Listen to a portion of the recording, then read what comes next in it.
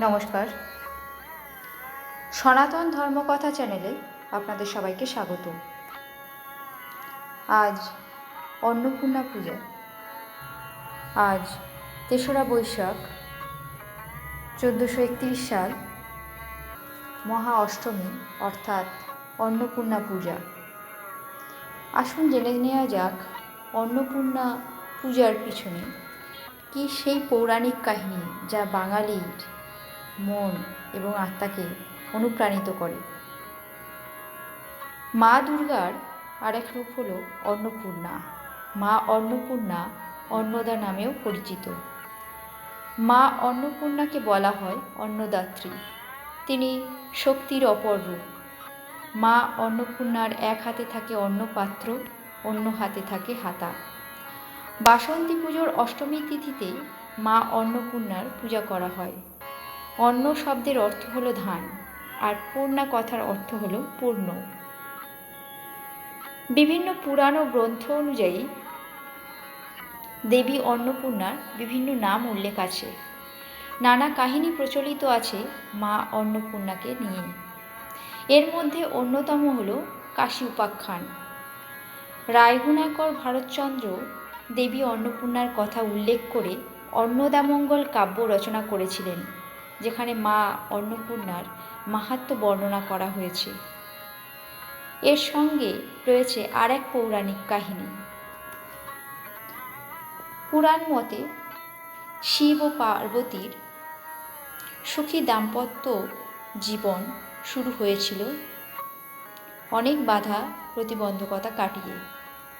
কিন্তু একটা সময় পরে আর্থিক অনটনের জেরে শুরু হয় দাম্পত্য কলহ। মহাদেবের সঙ্গে মায়ের মতবিরোধ হয়। মা পার্বতী কৈলাস ত্যাগ করে চলে আসেন। সেই সময় মর্তলোকে দেখা দেয় মহামারী, খাদ্যকষ্ট, অন্নাভাব।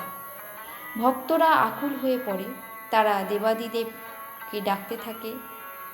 সেই সময় ভিক্ষার ঝুলি কাঁধে নিয়ে মহাদেব ভক্তের দুর্দশা মোচন করার উদ্দেশ্যে মা পার্বতী অর্থাৎ অন্নপূর্ণার খোঁজে বেরিয়ে পড়েন।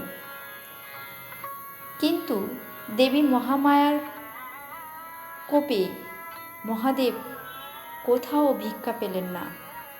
তখন শোনা যায় কাশীতে এক নারী সকলকে অন্ন দান করছেন। ভোলানাথ সেখানে উপস্থিত হলেন। ভোলানাথের কিন্তু মাকে চিনতে একটুও অসুবিধা হলো না।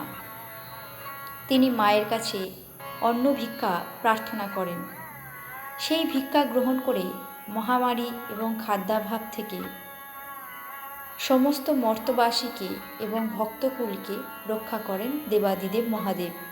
এরপর কাশীতে মা অন্নপূর্ণা মন্দিরে স্থাপনা করেন।